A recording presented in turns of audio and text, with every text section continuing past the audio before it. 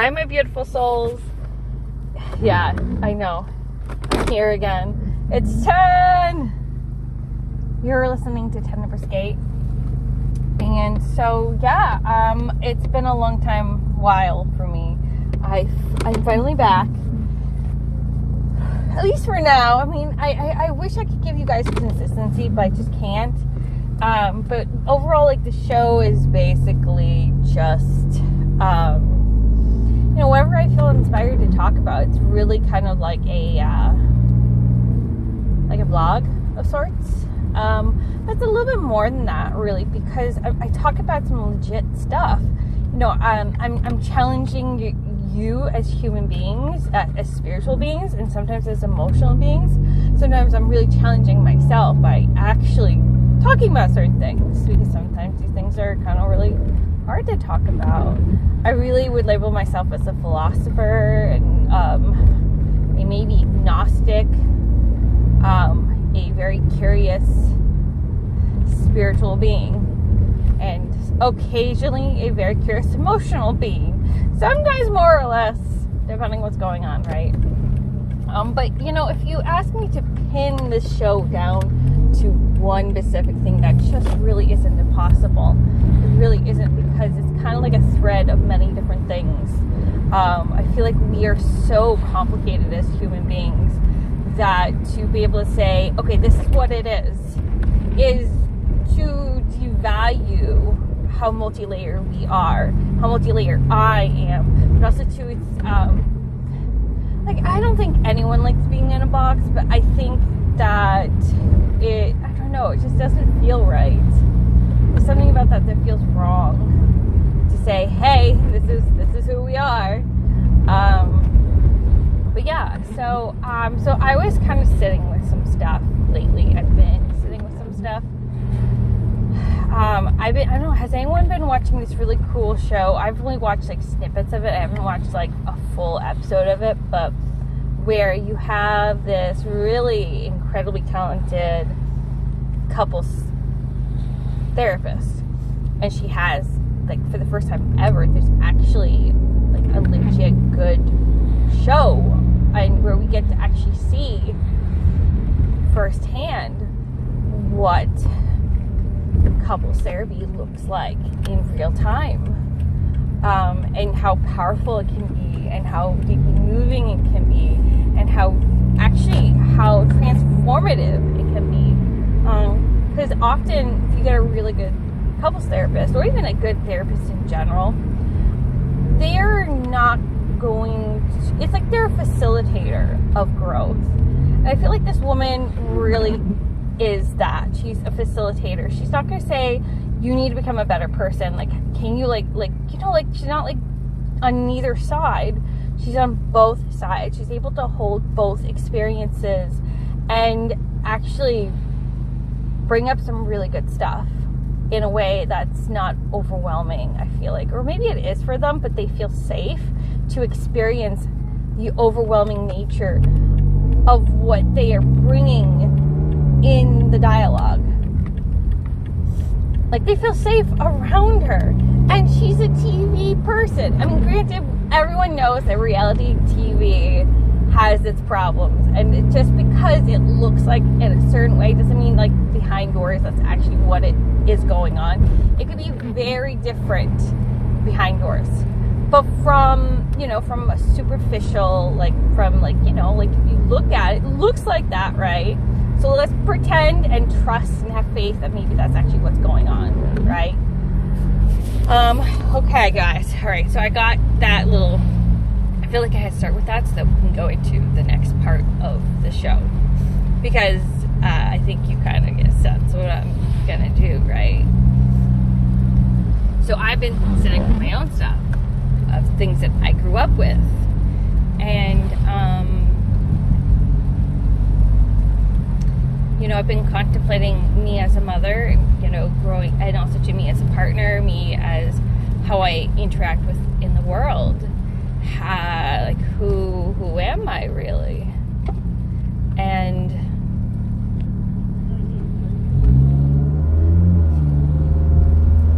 so I had to pause. Don't do what I'm doing yet.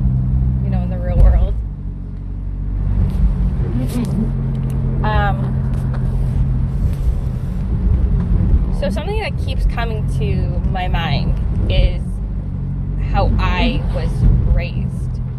And I've been sitting with that, where for a brief period of time, actually, my dad was home with us. I don't remember exactly how long. I want to say 2 years. Like, that, whenever, like, I think about, like, I have no real knowing of how long it actually was. But whenever I think about it, I feel like it was 2 years. Like, but I don't really have a conscious memory of it being 2 years. So I'm saying 2 years. And I grew up having a dad that was really, like, I felt like in those 2 years was very involved. I remember a lot of physical play. I feel like in that time period, I was very happy and I felt very loved, and I felt like my needs were met. And it's not anything to say against anything bad about my mother, but I feel like that was a happy time period for me. And then he had to go back to work. He stayed home because he had an injury and he needed to recover. And I understand that in that time period, he probably wasn't, like, optimally, like, a perfect dad, but I feel like he was there's a psychology concept called a good enough parent, where the parent is emotionally available enough that it soothes all the imperfections. So it's like the imperfections don't matter. But then after that, both of my parents were very busy people because they had to pay bills. And I remember being sat in front of the TV a lot. I think also, too, I felt very much alone. And I felt like, also, too, the times that I did engage with other people, like in terms of play, not to say this always happened, but that in general, that I felt like I was the bad child, where nothing I did was good enough, where I think that I started developing behavioral problems. And I know you're like thinking, you sound so with it, you sound like really intelligent, you sound like you have your shit together kind of thing. Well, I'm like, okay, well, yeah, but back when I was a kid, I had behavioral problems. I was picking fights in McDonald's, like in the McDonald's playpen. Like, I'm not kidding you. Like, I got kicked out of McDonald's because there was an older kid bullying me, and my brother was playing with her, and I got mad too. Like, she was like bullying, like physically, but like teasing me. And I remember feeling really hurt because, like, how dare you, like, my older brother, like, betray me and play with this girl, and so there's jealousy involved there too, right? Because I was feeling really isolated and really alone. So in order to kind of get control back in my world, I would pick fights. And I would pick fights on the playgrounds at school. I would pick fights with family members. Like, I remember, screaming a lot growing up. I remember sulking a lot and actually eloping, and not far away, but I would run away far away enough that, I think I was hoping someone would come looking for me and soothe the angry beast that was within me. And I don't think my parents knew how to help me, and I think they were so exhausted, so busy, they didn't know how to relate to me either too, and so I just felt like I grew up really, really alone. It was really hard. And I'm not here to get a pity party. This is not what it's about. It's just like I'm having a response to this incredible show, and I'm having all these reflections, and I'm coming to this awareness that, that is having an impact on my life.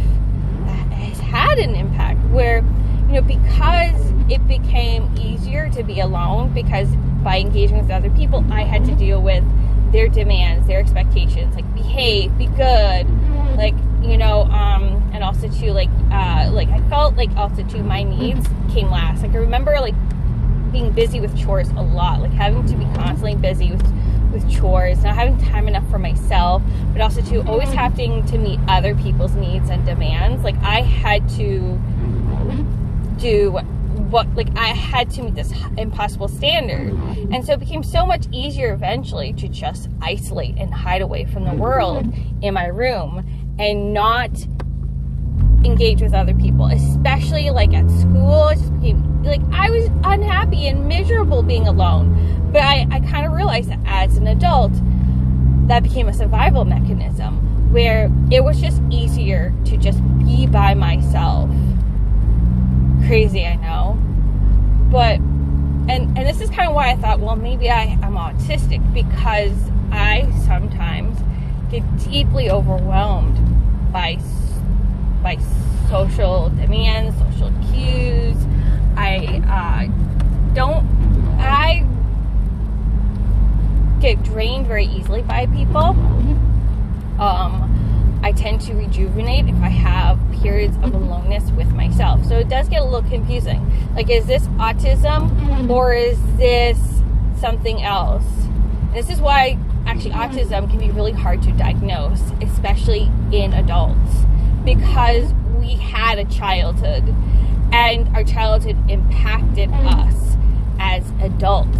And so I've been trying to like give myself my own little homework assignments where like you need to kind of like be less isolated. You know, like you want to be engaged with other people, then you do got to engage with other people. Like we do actually got to go talk to our partner. We do got to get off the computer, because I grew up watching my dad being on the computer a lot.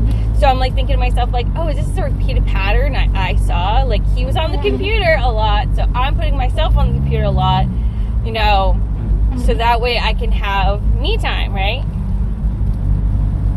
It's a little bit bigger than that though. Like there's other stuff going on, right? And I, for like the first 2 years of my son's life, was super engaged, super involved. But then something happened in myself where I got really burnt out, really exhausted, and I became less. I feel like I started using the TV more because I was just trying to breathe, and I was just feeling overwhelmed by my life. There's other things I'm not specifically talking about, but that, you know, I feel like contributed to my isolative nature. But it does go back to the fact that it's so much easier to be by myself than to engage with other people who will set their boundaries and not necessarily respect my own.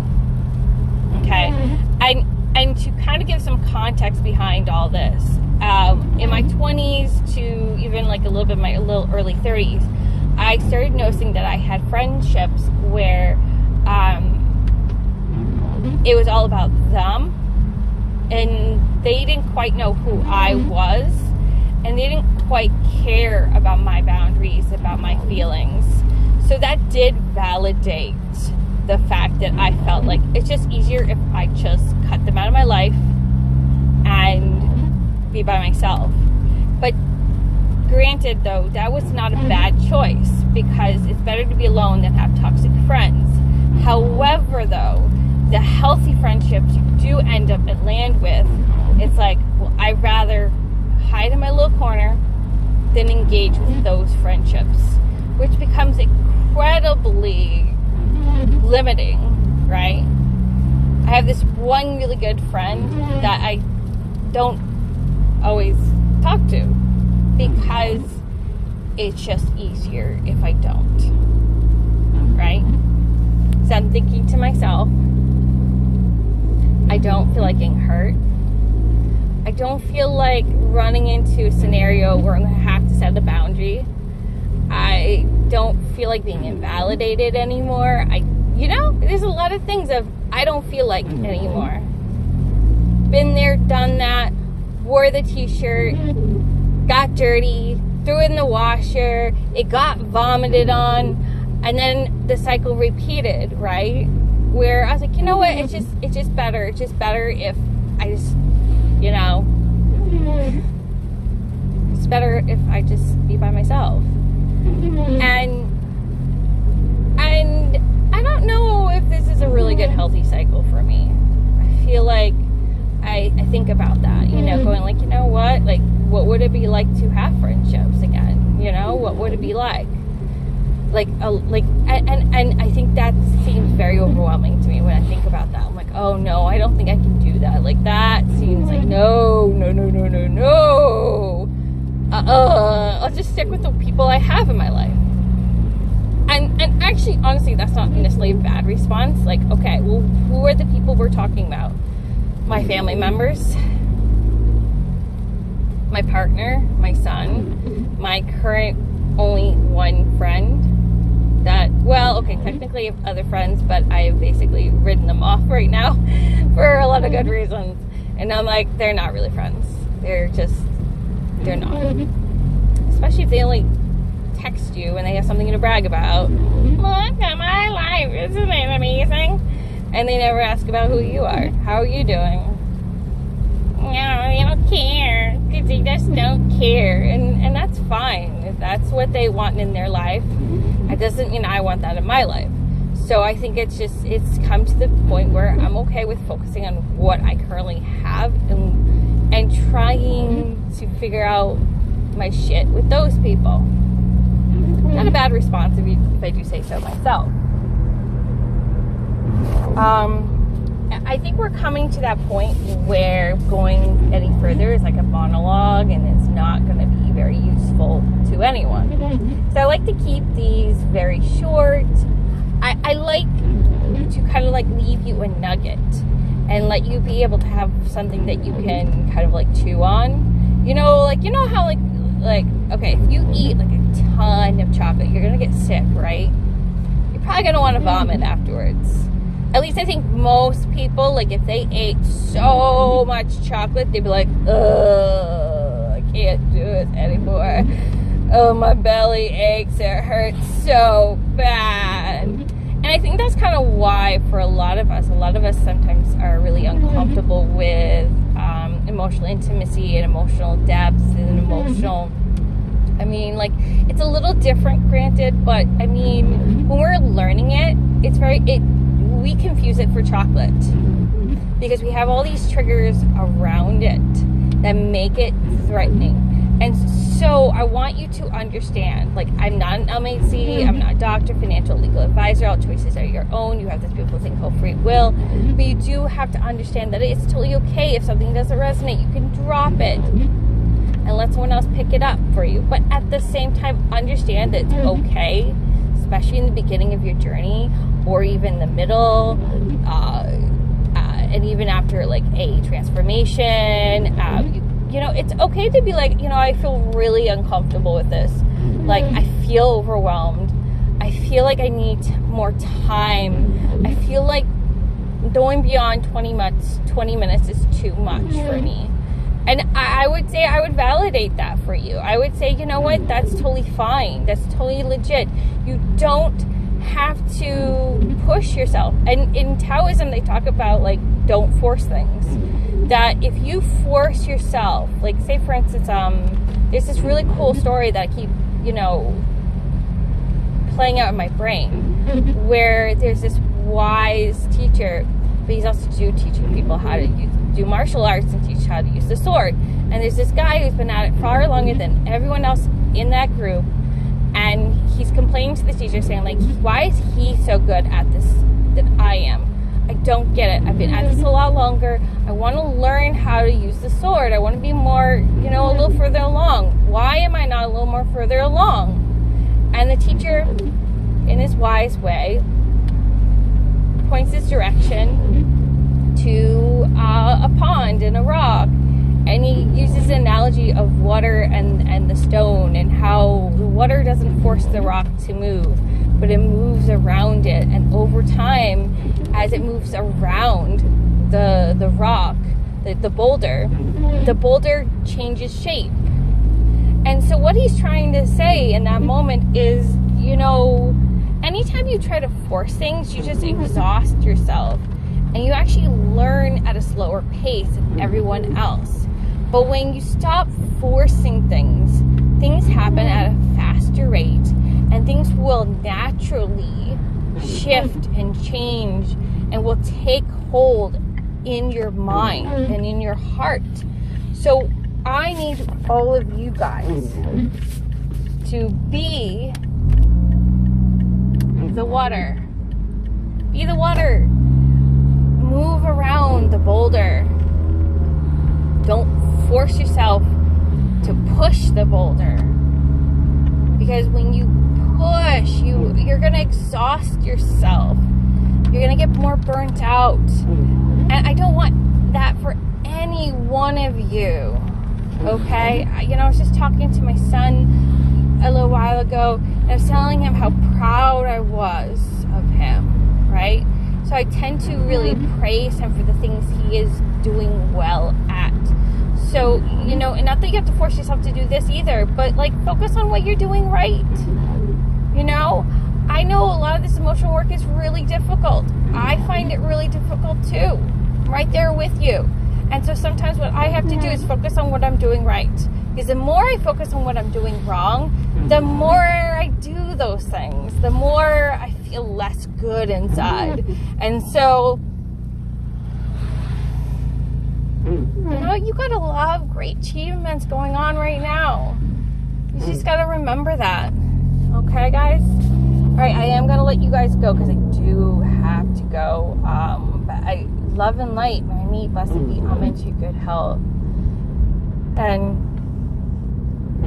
yeah, you're doing amazing. I think, I'm actually really impressed by a great majority of people out there right now doing such incredible work. I will leave off though, before I forget though, I don't want to forget this at all, but this is just a vlog. There's nothing attached to this. There is no business, there's no nothing. This is all free. That means it's done at my own time, my own availability. It means it's done at my own inspiration. I have, at this moment in time, have no intention of doing anything beyond that. I see a lot of other people, like YouTubers, who are creating their own businesses through